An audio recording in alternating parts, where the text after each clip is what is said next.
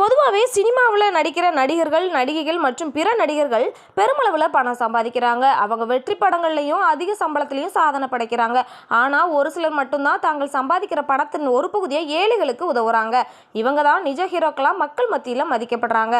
அப்படிப்பட்ட ஒருத்தர் தான் மூத்த பாலிவுட் நடிகரும் பன்முக திறமை கொண்ட பிரபலமான ஜாக்கி ஜெராஃப். இவர் கடந்த 40 வருஷமாக இந்திய திரையுலகில் இருக்கிறாரு. ஹிந்தி, தமிழ், தெலுங்கு, மலையாளம், கன்னடம், மராத்தி உள்ளிட்ட மொத்தம் 13 மொழிகளில் 250க்கும் மேற்பட்ட படங்கள்ல நடிச்சிருக்கிறாரு. வெள்ளித்திரையில சின்ன சின்ன வேடங்கள்ல நடிச்சு பிரபலமானாரு. ஒண்ணுமில்லாத நிலையில இருந்து சூப்பர் ஸ்டாரா உயர்ந்த இவர் தன்னுடைய ஆரம்பகட்ட நாட்களை மறக்கல. சின்ன வயசுல இருந்தே வறுமையில தான் வளர்ந்துட்டு வந்திருக்கிறாரு ஜாக்கி. அவரோட குடும்பத்தினர் ஒரே ஒரு அறையில தான் வாழ்ந்துட்டு வந்திருக்காங்க. ஒரு நேர்காணல்ல கூட அவர்களோட வீடு மிகவும் நெருக்கடியானது என்றும் இரவுல எலிகள் வந்து அவரோட விரல்களை கடிக்கும்னு சொல்லியிருந்தாரு. நிதி நெருக்கடி அதிகரித்ததால பணம் சம்பாதிக்கிறதுக்காக 11ஆம் வகுப்புலேயே பள்ளி படிப்பை நிறுத்திட்டாராம் ஜாக்கி. இத்தனை கஷ்டங்கள் இருந்தாலும் தான் எப்படியாவது ஒரு பெரிய பணக்காரனா மாறணும்னு கனவு கண்டாரு. அதனால அவர் செய்யாத வேலையே கிடையாதான். சமையல்காரர், வியாபாரின்னு கிடைச்ச வேலையெல்லாம் செஞ்சிருக்கிறாரு.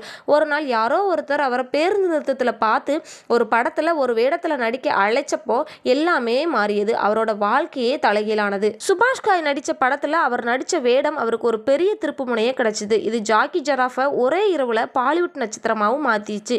நடிகர் என்ற புகழ், கோடிக்கணக்கில் வருமானம் இருந்தாலும் ஜாக்கி தான் எங்கிருந்து வந்தார் என்பதை மறக்கல.